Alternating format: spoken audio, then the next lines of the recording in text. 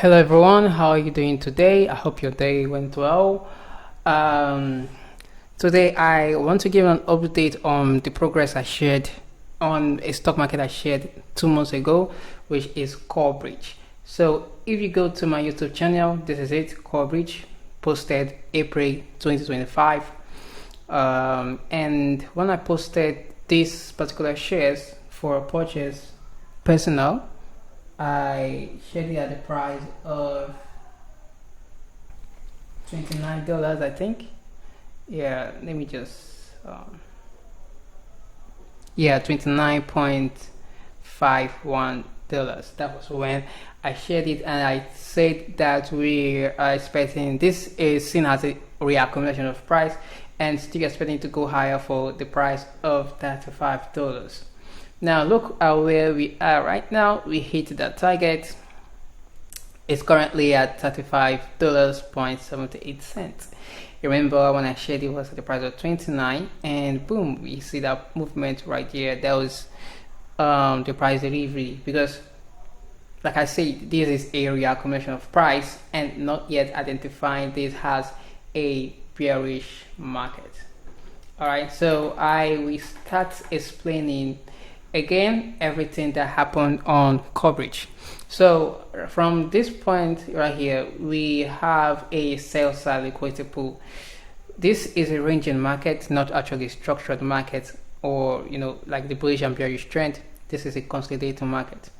All right, so we have a sell triggered. You can see that impulse, that inefficiency that was triggered right there, it took out all of the sell side inefficiency right here, right?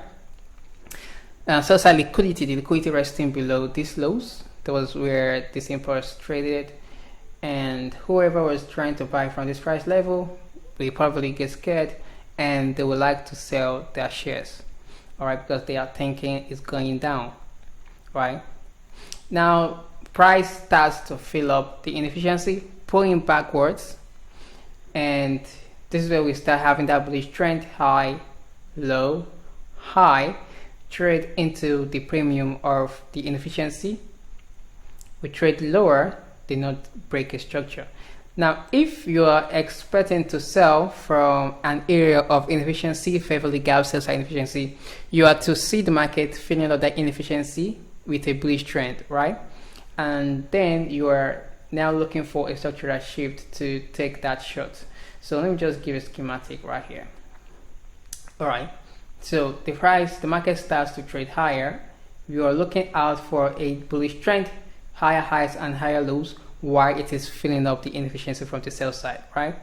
Now if it got into the premium price, and then we now see a structural shift, in this case, like why this schematic I drew right here, price trades into a demand zone, or a bullish order block tries to buy to break this high, but it failed, and then we finally have that structural break violating this demand. All right, so we now have that trader character and that break on market structure right there. So we need to see a structural shift to confirm a sell from an area of inefficiency. All right, so if that did not occur, then we are still gonna continue going higher. All right, so it's saying that we are done balancing the inefficiency from the sell side, and we will now continue to go higher, and vice versa from the buy side inefficiency. So we explained right here, and we finally trade out of it. Right, came back again, give us a low, and we finally see that one-sided market trading for this all-time high, $23, and then yeah. Now this point right here, we have a range right here that we are dealing with. This is the major high that we have, and then also this is the major low that we have, right? So we are inside this range highs and lows. Now if I try to zoom in, you can actually see that this has turned into a ranging market, right? But the overall trend shows us a maintained bullish trend. All right, so as someone who's looking for a long-term directional bias, I can tell that I am still saying that COREBRIDE Financial is maintaining a bullish market, and I'm not yet confident to confirm a bearish market because I have not yet seen a structural shift to print that bearish structure of lower lows and lower highs. If that is not seen, then I'm not confident to say I'm having a structural shift. All right, so we're having this range right here. This is my range high, this is my range low, and likewise you also be anticipating for price to, if the price shifted bullish, you'll be anticipating it to go for the range high. After taking that day range high, your next directional bias is to be drawn to the opposite side of the liquidity, which is that sell side. Right, so that was what we see happening here. You can actually see another sell side inefficiency that we have right here. Price trades into it, trade into the premium, gave us a high, gave us a low. We have not yet shifted bearish. This high, this is low, and we finally trade out of it, give us this high. It trades back again into the order block, this sell candle that we have right here.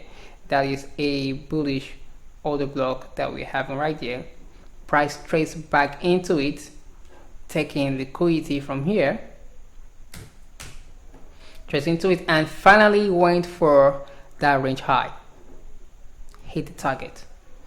Now after hitting the target, though we actually do see it trade into another order block before actually hitting that target, right? It came back into it, it tried to buy, but what did it do? It had a failure right here, and that impulse happened. Now this other block didn't hold, this other block didn't hold, for the reason that it has been mitigated previously, so it's not something to validate anymore. So price impulsively trades lower, and we finally went for what? The range low. Remember, this is a consolidated market. Whenever you're having a range, it means that price is expected to go for areas of resistance and support to do what? Build another resistance and support. And it is not yet a trending market, like it's not yet a bullish market or a bearish market, but we're at a consolidating market where price we have to target the key resistance level and the key support level. All right, so inside here I'm not seeing anything to sell from. Why? Because we are in a range. All right, the only time I'm anticipating to look for buys or for sales is when we finally hit that key levels. And when we hit that key levels, we now see that structural shift. That is when I'm taking that trade to target that another key level. And once we hit that key level, that is it, taking that profit right there. Now what are these key levels? These key levels are, like I've said in the according to range, is the previous month highs and low, previous week highs and low, previous days highs and low. But my main focus is always the weekly candle up to the 12-month candle. All right, so I'm focusing from the weekly, the month, the 3 months, the 6 months, and the 12 months. Now if I go over to the monthly time frame, you can actually see very clearly that this has not yet confirmed that bearish market. We are still strongly bullish, right? So we trade lower, we did this sweep on this low, we have not yet shifted. All right, we just hunt that low, and what do you see happening? Price trading backwards to do what? To fill up that inefficiency from that sell side, right?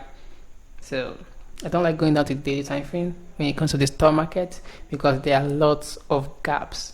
All right, so that's why I'm always focused on the higher time frame. I don't trade stock, I invest in them. All right, so we fill up inefficiency, but there was no sign that it wants to go lower. So this tells me that I'm having a reaccumulation of price and expecting it to go higher. And that was what we have right here. All right, so still looking forward to how it's going to deliver.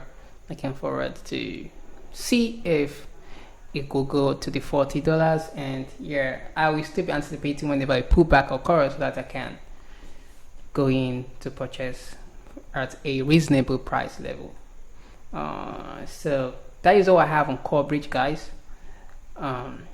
See you guys next time. Take care and be safe.